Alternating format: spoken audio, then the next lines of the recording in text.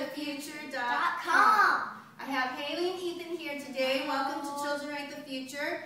We're going to talk about lead sentences today. Our mini lesson is going to be about how to write a good lead sentence. And your lead sentence is the very first sentence in your paragraph. So we're going to look at 5 different ways to write a great lead sentence. And Haley and Ethan are going to do this with us. So go around to your writer's notebook. Yay! Okay. There are 5 great ways to write a good lead sentence.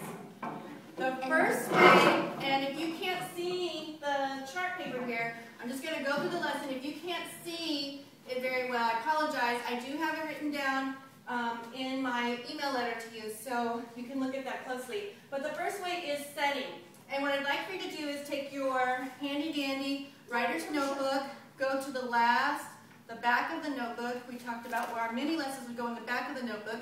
And what I'd like for you to do is go to the very back, and you're going to write mini lesson. Thank you. Mini lesson. And the name of our mini lesson is lead sentences.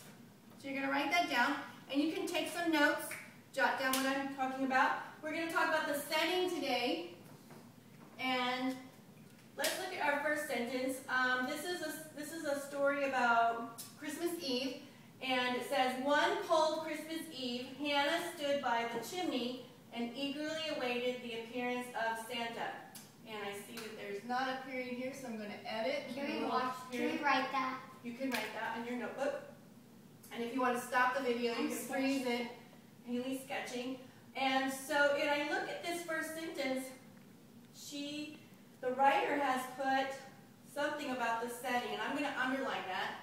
Let's see, one cold Christmas Eve, so we know it's Christmas Eve, and the setting is cold. And Hannah stood by the chimney. So that gives us a place as to where the story is taking place, and that's the setting. And this is one way that you could start your story by talking about the setting in with the details. The second way to make a good lead sentence is through action.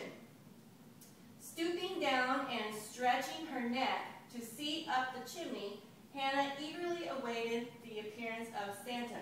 Again, we've got to put a period at the end of our sentence to show that it's ended.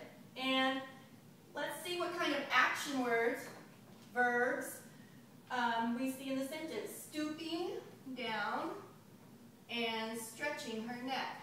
So that would be the action in the sentence. The third way to start a lead sentence will be through dialogue. And dialogue are just your words that are in quotation marks. It's your conversation.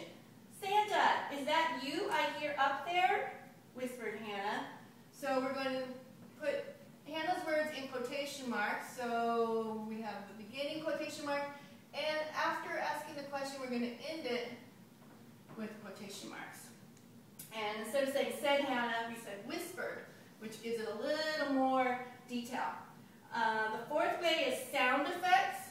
So think of some sound effects you might hear on Christmas Eve. Jingle, jingle, jingle. Hannah thought, that must be Santa. So jingle, jingle, jingle would be our sound effect words. And that's a really fun way to start your story. And the last way would be character thoughts. Any thoughts that the character might have. I wonder why he is not here yet. And I could put thought, Hannah. I don't want to write. I keep getting confused. That's okay. It is a lot of information. Sketch it out. That's what I did. So, this is her thoughts, and I put it in quotation marks. Now, I know this is a lot of information. We're talking about lead sentences, your first sentence. You want to hook your